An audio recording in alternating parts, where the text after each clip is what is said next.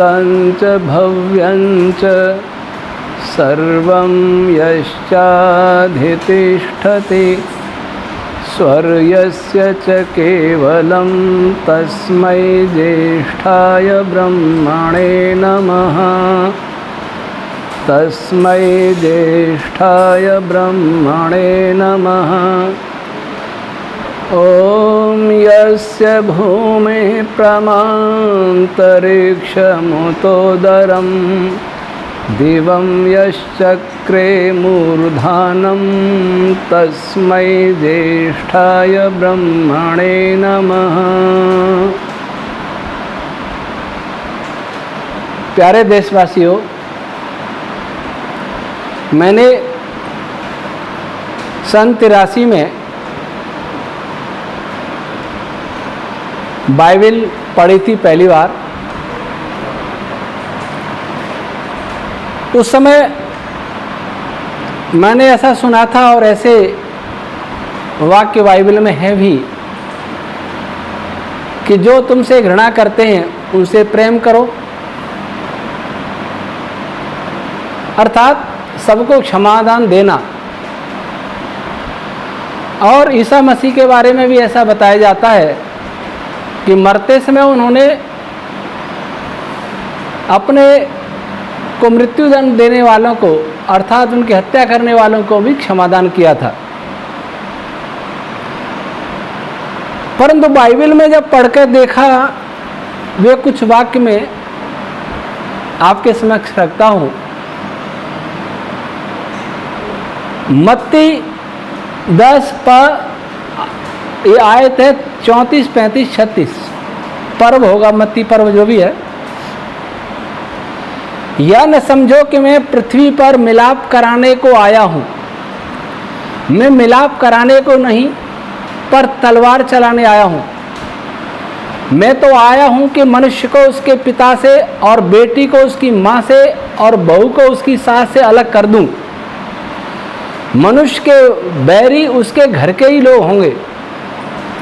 ये बाइबल में लिखा है, कोई भी पढ़ सकता है। मत्ती पर्व 10 आयत 34, 35, 36। दूसरा लूका पर्व 19 आयत 27। परंतु मेरे उन बैरियों को जो नहीं चाहते थे कि मैं उन पर राज्य करूं, उनको यहाँ लाकर मेरे सामने घात करो। लूका 12/49-51 में लिखा, मैं पृथ्वी पर आग लगाने आया हूँ और क्या चाहता हूँ कि अभी सुलग जाती। क्या तुम समझते हो कि मैं धरती पर मिलाप कराने आया हूँ? मैं तुमसे कहता हूँ नहीं, वरन अलग कराने आया हूँ।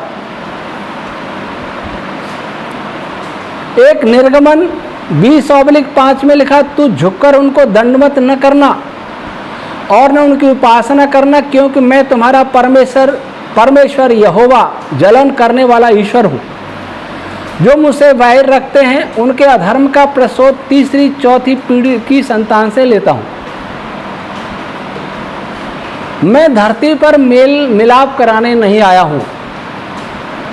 मैं आया हूँ पिता को पुत्र से अलग कर दूँ, माँ को बेटी से अलग कर दूँ, सास को बहू से अलग कर दूँ, और मैं धरती पर आग लगाने आया हूँ और ये आग जितना जल्दी हो सके सुलग जाए। ये इसका कथन है।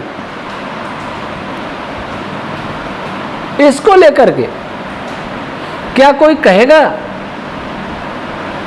कि बाइबल को मानने वाले शांति स्थापना करेंगे? इसी को आधार बनाकर बहुत सी अच्छी बातें हैं बाइबल में, उनको कोई नहीं मानता, लेकिन इन बातों पर जब से अंग्रेजों ने राज्य किया सारी दुनिया में, जितने देशों में, बाइबल के इस ध्येय वाक्य को उन्होंने अपने सामने रखा और फूट डालो राज्य करो, ये उनकी मुख्य नीति रही। प्रथम स्वतंत्रता संग्राम हिंदू और मुसलमानों ने मिलकर लड़ा, ऐसा हम सब जानते हैं। उससे पहले बहुत रक्तपात हुआ, लेकिन वहां आकर के सभी मिलकर के इनसे लड़े। दूसरा संग्राम होते होते विभाजन का ऐसा बीज बोया कि हिंदू और मुसलमान कभी एक नहीं हुए। और ऐसा ही मंत्र फूट डालो राज्य कर को ये हमारे राजनेताओं को दे गए जाते जाते। फिर इन्होंने उनसे भी आगे बढ़कर के किया। आज हम लोग भारत के लोग हिंदू मुसलमान में बटे हैं, अनेक जातियों में बटे हैं, अनेक उपजातियों में बटे हैं, लिंगों में बटे हैं, महिला पुरुष में बटे हैं, बूढ़े बच्चे में बटे हुए हैं, ग्रामीण शहरी में बटे हुए हैं, धनी निर्धन में बटे हुए हैं।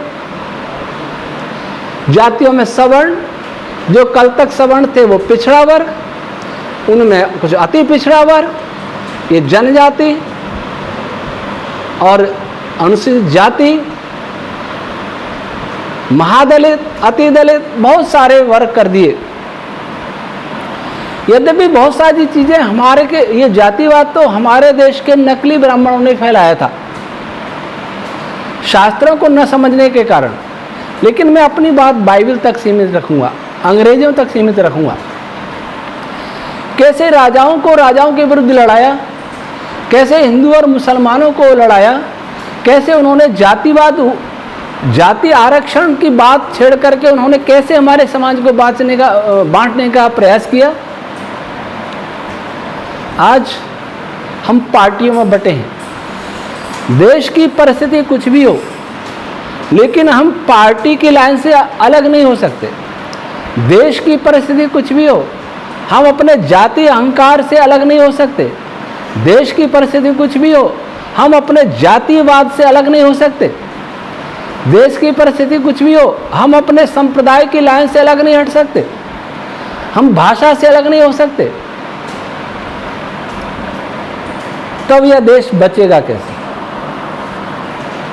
कुछ लोग बड़े गर्व से कहते हैं अनेकता में एकता भारत की विशेषता, और कुछ लोग कहते हैं अनेकता में एकता हिंदू की विशेषता। ये नारे लगाने वाले कितने सालों से नारे लगा रहे हैं? क्या भारत एक हुआ? जिनको आज भ्रम है कि भारत एक है, वे धरातल को नहीं जानते।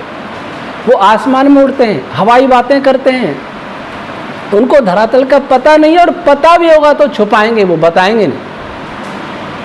आज भारतीय से कट चुका है। उनके दिलों में दूरी है, उनके दिमागों में दूरी है, भाषा की दूरी है, वेशभूषा की दूरी है, परंपराओं की दूरी है, राजनीतिक शत्रुता के कारण दूरी है, मजहबी शत्रुता के कारण दूरी है। इस दूरी को मिटाने वाला कोई दिखाई नहीं देता। एक ऋग्वेद का मंत्र को उद्धृत करते हैं, उसका वे मंत्र को जानते भी नहीं। एकम सद विप्रा बहुधा वदंती। उनसे पूछा पूरा मंत्र बता दो, या पूरे मंत्र का सार बता दो, या ये जो बोल रहे हो इसका अर्थ बता दो, वो नहीं जानते। इसको लेकर के छल करके इसको वेद प्रतिपादित बताया जाता है। अनेकता में एकता हिंदू की विशेषता है, भारत की विशेषता। पूर्वांचल, दक्षिण भारत, कश्मीर, कहीं खालिस्तान, कहीं कुछ, हमने कितने वर्ग बना दिए। और ये वर्ग ऐसे हैं कि ये राष्ट्रीय सोच इनमें है ही नहीं। और ये वर्ग बनाए क्यों? ये वर्ग इसलिए बनाए, अंग्रेजों ने क्यों बनाए? क्योंकि आपस में लड़ते रहे, हम राज्य करते रहे। भारतीय राजनेताओं ने ये वर्ग क्यों बनाए? इसलिए बनाए कि हम राजनीति करते रहें और ये लोग आपस में लड़ते रहें। इनका ध्यान हमारे ऊपर न जाए, हम क्या गलत कर रहे हैं इसके ऊपर इनका ध्यान न जाए। इनकी सोचने की क्षमता को विभिन्न वादों में, विभिन्न वर्गों में बांट दिया जाए, ये वहीं तक रहें। और वास्तव में आज ऐसा ही है। अब एक बीमारी आई जिसमें नारा मास्क, सोशल डिस्टेंसिंग, वैक्सीनेशन, दूसरे हैं वो अलग है। सोशल डिस्टेंसिंग, मेरे पास अमेरिका के एक वैज्ञानिक के 134 पृष्ठ के दस्तावेज हैं जिन्हें उन्होंने ओहियो कोर्ट में पेश किया था और इस षड्यंत्र का पर्दाफाश किया था। उसमें सारा बताया था कि ऐसा होगा, क्यों होगा, उसका उद्देश्य भी था।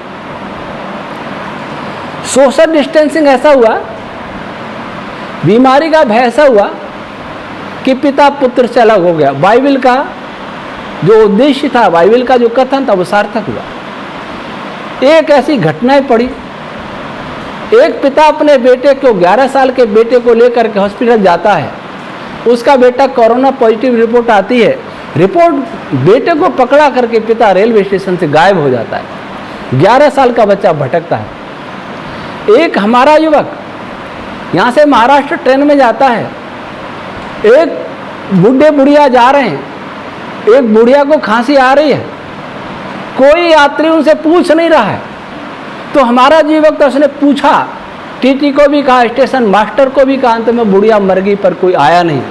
ऐसा सोशल डिस्टेंसिंग हमने किया। इसमें मीडिया का सहयोग रहा, इसमें सरकारों का सहयोग रहा। WHO के दास, उसकी दास था, जैसे हमें कहने को कहती रही वैसे कहते रहे। कौन कौन इसमें शामिल हैं, क्या क्या हो रहा है, ये सब यहाँ बताने की जरूरत नहीं है। लेकिन मैं कह रहा हूँ ऐसी घटनाएं पड़ी। गुजरात से लोग आए, आधी एक रात, PM कहते हैं कि 12 बजे से लॉकडाउन होगा। पिछले साल 12 बजे जो जहां तहां वहीं खड़ा रह गया। लोग हजार किलोमीटर पैदल चले, छोटे बच्चों को गोद में लेके माताएं चली। और हमारे यहाँ राजस्थान, इस जालोर जिले, इस बागल भीम के लोग भी गुजरात से आए, बाहर से आए। तो ऐसी भी घटनाएं पड़ी कि जहाँ आते तो उनको कोई पानी पिलाने वाला नहीं था कि उनको बीमार ना हो, बीमारी न लाए हो। ये मानवता मर गई। किसने मारी? सोचा समझा षड्यंत्र था। मृत्यु दर सबसे कम लेकिन भय सबसे ज्यादा। क्यों फैला गया? क्योंकि एक दुकान चला रही थी, क्योंकि लोगों से दूर करना था। संस्थाएं बंद कर दी, फैक्ट्रियां बंद कर दी, स्कूल बंद कर दिए। उससे क्या लाभ हुआ? किसको लाभ हुआ? शिक्षा व्यवस्था ठप गई। केवल भारत की बात नहीं कर रहा, मैं संसार की बात कर रहा हूं। स्कूल बंद हुए तो पढ़ाई ऑनलाइन हुई। ऑनलाइन पढ़ाई हुई तो किसको लाभ हुआ? धनवान बच्चे बाजी मार जाएंगे, गरीब बच्चे पिछड़ जाएंगे, उनके पास मोबाइल नहीं है। तो और दूसरा लाभ, इंटरनेट कंपनियों को लाभ हुआ। जब से ये बीमारी आई, इंटरनेट कंपनियों की आय देखिए कि उनकी आय कितनी बड़ी होगी।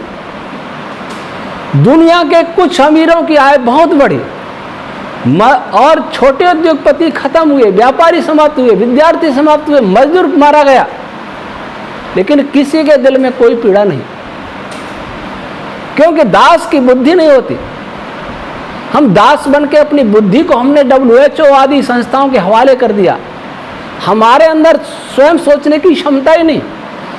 हम आज जिसको एक्सपर्ट कहते हैं, एक्सपर्ट कैसा मानना है? वे एक्सपर्ट कितने एक्सपर्ट है? उनसे बड़े एक्सपर्ट अगर उनसे विपरीत बात कह देंगे तो उसको नहीं मानना। क्यों? हमें ऐसी बात माननी जिससे दवा कंपनियों का लाभ हो, ऐसी बात माननी वैक्सीन कंपनियों को लाभ हो, ऐसी बात माननी बहुत बड़े उद्योगपतियों को लाभ हो, और ऐसी बात बिल्कुल नहीं माननी जो जन सामान्य के लिए लाभ हो, जिससे आयुर्वेद को लाभ हो, जिससे किसान को लाभ हो, जिससे मजदूर को लाभ हो, जिससे विद्यार्थी को लाभ। ऐसी बात बिल्कुल नहीं माननी। इंटरनेट कंपनियां रातों रात माला माल हुई, धनी लोग पढ़ गए, ग्रामीण बच्चे सिस्टम से बाहर हो गए, उनकी पढ़ाई का कोई परीक्षाएं स्थगित। सोशल डिस्टेंसिंग, भाई भाई को अलग करो, लेकिन चुनाव रद्द नहीं करना, क्योंकि चुनाव रद्द करने से लाभ नहीं होगा ना किसी को। जो सत्ता में बैठे हैं, जो सारी नीतियों को लागू करने हैं, वो तो फलीभूत होनी चाहिए, उनको तो लाभ मिलना चाहिए, उनको तो सत्ता का सुख मिलना चाहिए। विद्यार्थी क्या करेंगे? परीक्षा देके होगा क्या? किसका भला होगा? विद्यार्थियों का होगा। लेकिन विद्यार्थियों का भला कौन चाहता है? भला चाहते हैं कंपनियों का। विद्यार्थियों को दूर दूर करने से कंपनियों को लाभ होता है, और चुनाव नहीं कराने से, जनता को अलग करने से कंपनियों को कैसे लाभ होगा? हो सकता है कभी ऑनलाइन चुनाव भी होने लग जाए, ये भी कभी भावना आ जाए, तो इंटरनेट कंपनियों को लाभ भी होगा, नेताओं को भी लाभ हो जाएगा। तो एक तरफ कोर्ट कहता है कि अगर परीक्षा कराई, आंध्र प्रदेश बोर्ड परीक्षा कराने वाला था, तो कोर्ट की टिप्पणी थी कि एक भी विद्यार्थी अगर मृत्यु हुई तो 1 करोड़ का मुआवजा क्यों न देने का हम आदेश दें, क्यों हट कर रहे हैं परीक्षा कराने की। लेकिन जब चुनाव की बात आती है तो कोई नहीं रोकता। एक बार हाई कोर्ट ने टिप्पणी की थी, उत्तर प्रदेश में चुनाव हुए थे, लेकिन अब फिर चुनाव होते हैं। बंगाल में हुए, क्योंकि उससे किसी को लाभ नहीं है। लाभ अवश्य होना चाहिए, कंपनियों को लाभ नहीं, नेताओं को लाभ है, और नेताओं से कंपनियों को लाभ होता है, इसलिए वो तो अवश्य होगा, पर यह नहीं होगा। अब एक और विभाजन में देख रहा हूं, वो विभाजन है, ऐसा डर पैदा किया जा रहा है कि जिसके वैक्सीन लगेगी उसको ये डेल्टा प्लस वेरिएंट या डेल्टा वेरिएंट ज्यादा उस पर प्रभाव करेगा। इतनी बुद्धि किसी में भी नहीं रही कि पहली लहर आई थी, लोग बहुत कम मारे गए थे, ज़्यादा फैलाव भी नहीं था, ज़्यादा खतरनाक भी नहीं था, और जब से वैक्सीनेशन हुआ तब से खतरनाक वेरिएंट आने लगे। फ्रांस के वैज्ञानिक ने चेताया, जिसको वायरोलॉजी पे ही नोबेल पुरस्कार मिला, अब छोटे मोटे साइंटिस्ट जो नोबेल पुरस्कार विजेता की चाटुकारी करने लायक भी नहीं रहे, वे भी आंख दिखा रहे हैं। अर्थात शेर को बिल्ली भी आंख दिखा रही कि ये तो गलत है। क्यों? कोई उनको दे रहा है साहस, कोई उनको दुस्साहस करने का साहस दे रहा है कि तुम ऐसे कहो। बहुमत छोटों का है, उन्होंने कहा नहीं, ये गलत बोल रहा है। उसने कहा कि नई वेरिएंट आए, और वेरिएंट आए और आ रहे हैं और आएंगे। तो नई वेरिएंट लाने से फायदा, लाभ किसको है? लाभ ही लाभ है, डॉक्टरों को लाभ है, दवा कंपनियों को लाभ है, वैक्सीन कंपनियों को लाभ है, और इन सब से इंटरनेट कंपनियों को लाभ है। जनता मरने के लिए है, वैसे ही जनसंख्या बहुत है, खत्म हो जाए, यही तो चाहते हैं। गरीबी खत्म नहीं होनी चाहिए विश्व से, गरीब खत्म होना चाहिए। गरीबी खत्म करने का एजेंडा किसी के पास नहीं। एक धनी व्यक्ति ऐसा है कि देश को चला सकता है, अगर वो संपत्ति राष्ट्र के हित में समर्पित कर दे तो भारत में कौन गरीब है? एक विश्व के धनी व्यक्ति, एक दो धनी व्यक्ति अपनी संपत्ति गरीब राष्ट्रों को दे दे, जन कल्याण में लगा दे, तो गरीबी कहाँ रहेगी? लेकिन ऐसा नहीं करना, गरीब को समाप्त करना, उनको बेरोजगार बनाना, उनको बीमार बनाना, और ऐसा बीमार बनाना सदैव बीमार रहे, दवा लेते ही रहे। बीमारियां पहले भी होती थी, संक्रामक रोग पहले भी होते थे, मरते थे, लेकिन जो जिंदे रहते थे वो बलवान, सुखी, स्वस्थ रहते थे, बिना दवाई के जीते थे। तब किसी ने सोचा होगा ये बिना दवाई के जी रहे तो हमारा क्या होगा? अब जीना, लंबी आयु, वैक्सीन ले लेके लंबी आयु जीना, लेकिन जब तक जीना तब तक कोई ना कोई दवाई अवश्य लेते रहना। डायबिटीज को ले लेना, कोई बीपी की दवाई लेते रहना, कोई दमा की लेते रहना, कोई कैंसर गुर्दे की लेते रहना, दवाई अवश्य लेना। क्योंकि जब तक दवाई के आधार पर, दवाई के सहारे में जीवित रहोगे तो कंपनियों को पैसा कहां से आएगा? उनके व्यापार का क्या हुआ? आज सब कुछ बात व्यापार की है। जिन्होंने बहुत सारी दवाई वैक्सीन उनकी है, उनका उद्योग का क्या हुआ? मरने वाले तो मरेंगे, उसमें क्या है?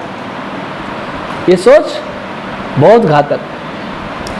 मैंने भारत सरकार से 4 प्रश्न पूछे थे कि 4 प्रश्न का उत्तर अगर दे दे तो मैं भी वैक्सीन लगवा लूँगा। पहला प्रश्न, क्या सरकार या कोई कंपनी ये गारंटी देगी कि वैक्सीन लगाने के बाद कोरोना नहीं होगा? दूसरा, क्या वैक्सीन लगाने के बाद दूरगामी कोई गंभीर दुष्प्रभाव नहीं होंगे, कोई और गंभीर बीमारी नहीं आएंगी? तीसरा, इसमें किन किन जानवरों का अंश है? चौथा, गाय का है कि नहीं? गाय का अंश का मैं प्रमाण दे चुका हूं। अब क्या करें? गाय का है लेकिन उसको प्योरीफाई कर दिया है, अब उसमें नहीं है वैक्सीन। मैं आपसे कहूं कि रात को आप गाय के खून में चावल भिगो के रख दीजिए, सुबह धो के साफ करके उसकी खीर बना के खाइए, फिर कहे कि इसमें खून नहीं है गाय का। गाय तो मरी, लेकिन आप ये कह रहे हैं मारी नहीं है, वो तो जिंदे का लेते हैं, नवजात बछड़े का लेते हैं। लेकिन भारत की वैज्ञानिक वीर आदा ने कहा कि हम एक्सपोर्ट करते हैं क्योंकि यहाँ गाय मार नहीं सकते। इसका क्या अर्थ हुआ? क्यों हमें मूर्ख बनाते हैं? लेकिन भारतीय जनता भी इतनी डरी हुई है। इस देश में बहुत गोरक्षक बनते थे, कहीं तस्कर को पकड़ा, कहीं कोई व्यापारी गाय ले जा रहा, उसी को तस्कर समझ के पकड़ा, जान से भी मार दिया। गाय के नाम पर राजनीति भी हुई, गोरक्षा के नाम पर वोट भी मांगे गए, लेकिन आज कोई गोरक्षक नजर नहीं आता। उसके अंदर भय है कि मैं टीका नहीं लगवाऊंगा तो मर जाऊंगा, कोरोना हो जाएगा। अच्छा, मैं कहूँ कि मान लो मुझे कहा जाता है, जब मैं ये बात कहूँगा तो अच्छे अच्छे लोग मुझसे कहते हैं कि आयुर्वेद वालों ने ये नहीं किया, ये नहीं किया, ये नहीं किया। विकल्प बताओ। मैं तो कह रहा हूँ कि विकल्प मुझे बताया जाए कि मैं मर जाऊंगा, नहीं तो गाय का मांस खाना पड़ेगा। तो मैं कहूँगा मैं मर जाऊँ तो ठीक, गाय का मांस नहीं खाऊँ, किसी का भी मांस नहीं खाऊंगा, अंडा नहीं खाऊंगा, मछली नहीं खाऊंगा, मर जाऊं तो ठीक है। मर के फिर का जन्म नहीं होगा क्या? मर के यहीं दोबारा लौटेंगे नहीं क्या? क्या इनको खा करके, हिंसा करके मैं अमर हो जाऊंगा? जो लोग सोचते रहे कि वे अमर हो जाएंगे, आज तक धरती पे कोई अमर नहीं हुआ। रावण भी वहां था, बहुत शक्तिशाली था, सोने की लंका चली गई।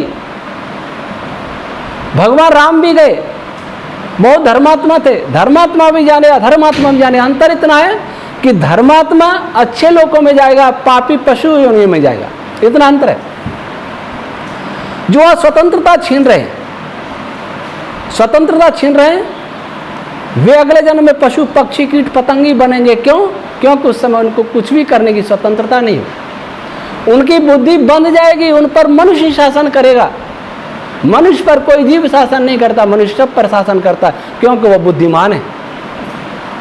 तो जो सता रहे हैं वे पशु पक्षी बने। आज कैसी स्थिति है?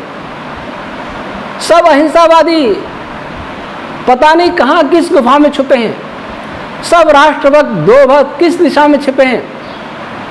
वर्ल्ड ऑर्डर की बात चल रही है, वर्ल्ड ऑर्डर आने वाला है। मैं कह रहा हूं आने वाला नहीं, आ गया है।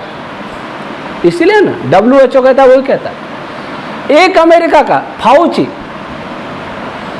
जिसके बारे में टीवी नाइन भारतवर्ष ने दिया कि उसने भी वहां वुहान लैब में पैसा दिया, बिल गेट का भी बताते हैं, औरों का भी बताते हैं। लेकिन भारत को कोई फर्क नहीं पड़ता, कुछ भी हो। हमें बांट रहे, हमें बांट दिया, दूर कर दिया, इंटरनेट से जोड़ दिया, हम भूल गए, अपनों को भूल गए, रिश्ते टूट गए हम। और दूसरा लाभ क्या होगा? ज्यादा मोबाइल और सामग्री प्रयोग करने से क्या होगा? बच्चों की आंखें खराब होंगी, तो आंखों के डॉक्टर को तो फायदा होगा ना, दवाई कंपनियों को तो लाभ होगा ना। और इनसे रेडिएशन से कैंसर होगा, ये रिसर्च है। अधिक तरंगों से कैंसर होगा, तो कैंसर वाले मरेंगे, लेकिन दवा कंपनियों को तो फायदा होगा ना, डॉक्टरों को तो लाभ होगा ना। लाभ उन्हीं को चाहिए, वही तो शासन कर रहे हैं आज। सब लाभ ही लाभ है, इंटरनेट कंपनियों का लाभ, डॉक्टरों को लाभ और दवा कंपनियों का लाभ। कैसे लाभ हुआ? कितने प्रयोग किए, कभी कोनैन दिया, कभी टीबी की दवाई दी, कभी कैंसर की दवाई दी, रेमडेसिविर आया, कितने स्टीरॉयड आए। उनका परिणाम क्या रहा? Black fungus, yellow fungus, green fungus, heart attack, diabetes. ये 3 तो नए पैदा हो गए और 2 और बढ़ गए। इससे लाभ किसको हुआ? लोग ही तो मरे ना, लोगों के मरने से लेना देना किसको है? और फिर खुश हो रहे हैं कि ब्लैक फंगस की दवाई हमें अमेरिका से मिल गई, उसकी दवाई मिल गई, उसकी दवाई मिल गई। उनकी तो बिक रही है और हम मर रहे हैं, और मर कर भी खुश हो रहे हैं कि हमें दवाई तो मिली। दवाई खा के तो मरे, बिना दवाई के मरते तो उनको लाभ कैसे होता? ये नई नई देन पशुओं की तरफ प्रयोग की। भारत के लोग तो पशु बन चुके हैं, उनकी बुद्धि जड़ हो चुकी है, इसलिए उनको उन पर प्रयोग हो रहे हैं। आयुर्वेद वालों को कहा जाता है इनके पास कोई दवाई नहीं, तुम्हारे पास कौन सी? कितने प्रयोग किए। फिर WHO कहता है ये काम नहीं आया, ये काम नहीं आया। कभी कहता है सोशल डिस्टेंसिंग भी काम नहीं आएगी, कभी कह देता है मास्क भी काम नहीं आएगा। पहले कहा वैक्सीन आएगी तो मास्क की जरूरत नहीं, अब कहते हैं मास्क भी जरूरी, सोशल डिस्टेंसिंग भी जरूरी, तो वैक्सीन का क्या लाभ हुआ? कहा एक वैक्सीन आएगी, एक डोज लगने का हॉस्पिटल जाना नहीं पड़ेगा, 2-2 वैक्सीन लेने के बाद भी कोरोना हुआ। के अग्रवाल जैसा डॉक्टर मारा गया, कितने ही मरे, हजारों मरे।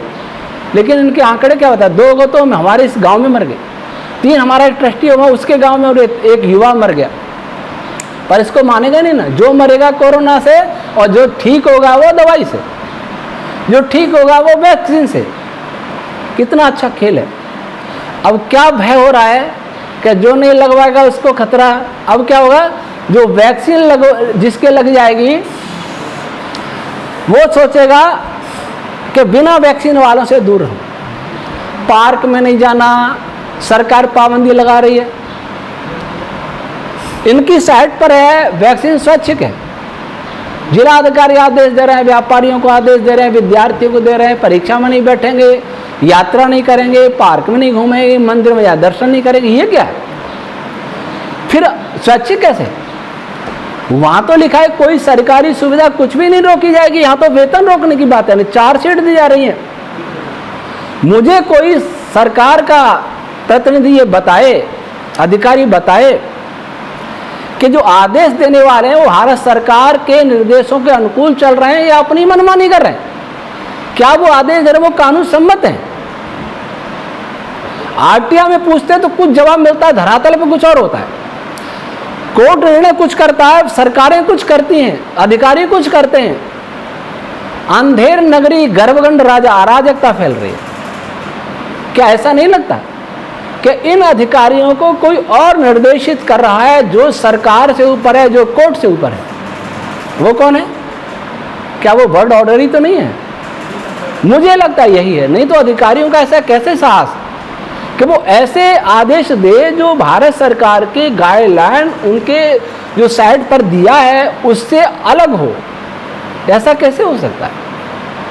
सरकारी नियमों का उल्लंघन करने पर जनता को दंड, और सरकारी नियमों का उल्लंघन अधिकारी करें तो वो पुरस्कृत हों। उनको भी टारगेट दे रखे हैं। वो निचले अधिकारी को टारगेट देते हैं, वो कर्मचारी को टारगेट देते हैं, फिर कर्मचारी सताते हैं। ये खेल चल रहा है। अब जनता में भय मीडिया क्यों भर रहा है? ये वैज्ञानिक क्यों भर रहे हैं? डॉक्टर क्यों भर रहे हैं? इसलिए कि सब लोग डर से वैक्सीन अवश्य लगवाना। गाय या सुअर से जिलेटिन मिला तो है, कोई दिक्कत नहीं है, जो भी हो बचना है। सबके मन में ये भ्रम हो गया है कि वो वैक्सीन लगा के सुरक्षित हो जाएंगे, अमर हो जाएंगे। अगर 5 साल जी लिए तो क्या कर लोगे? जो आज पाप हो रहा है वो पाप और बढ़ेगा।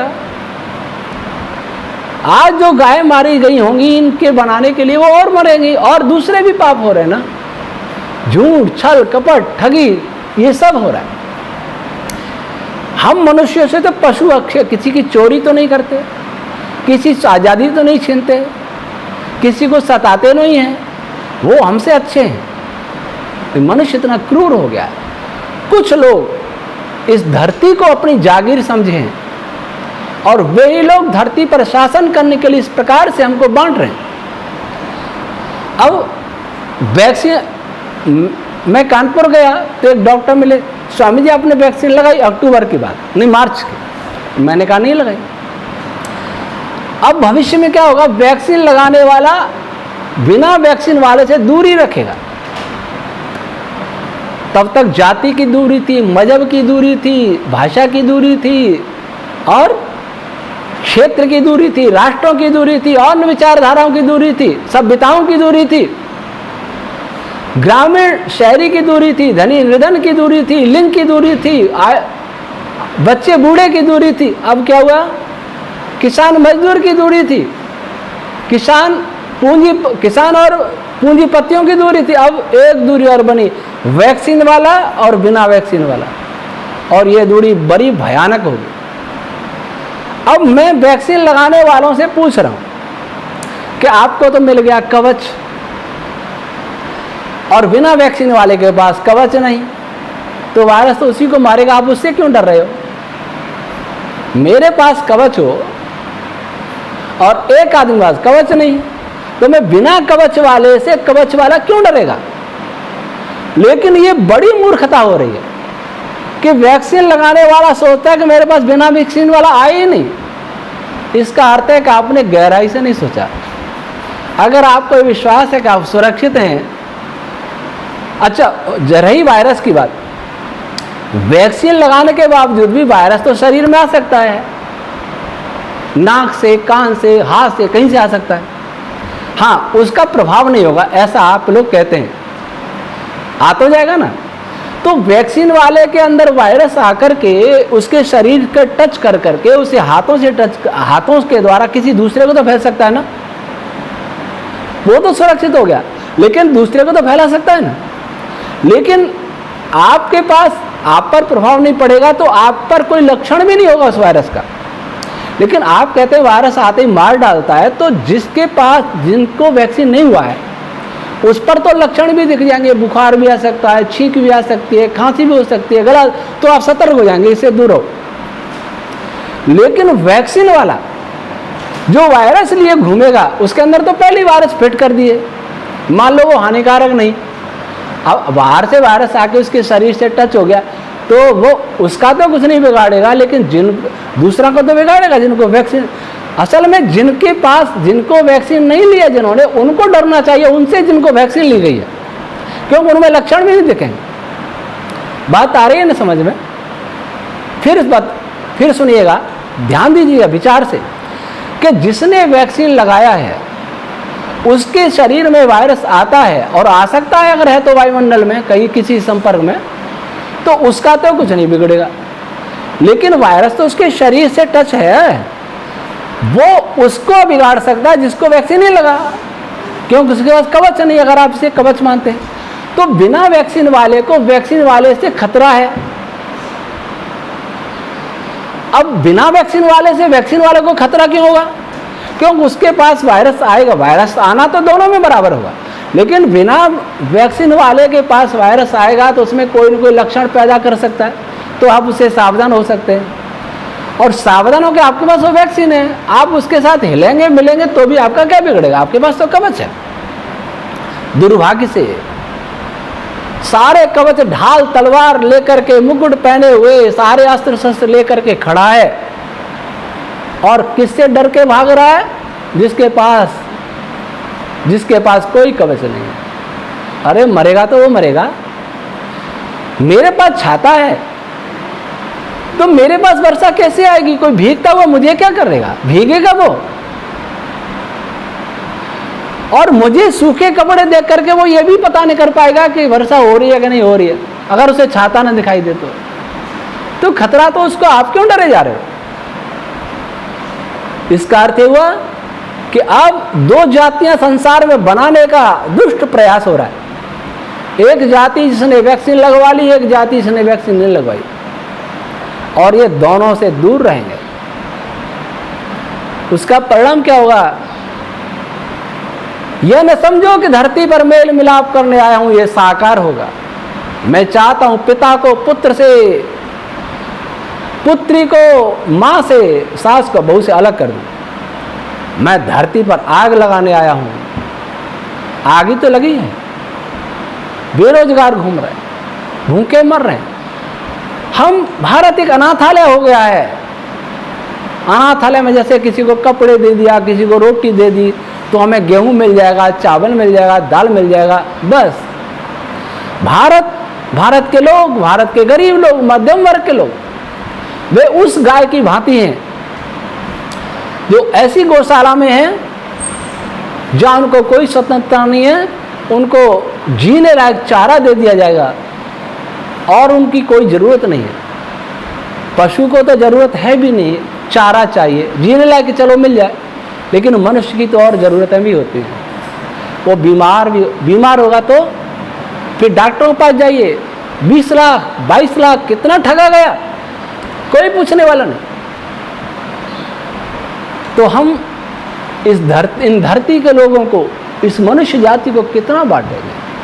पैसे के लिए कितना बांटा? सत्ता के लिए, प्रतिष्ठा के लिए, अपने स्वार्थ के लिए।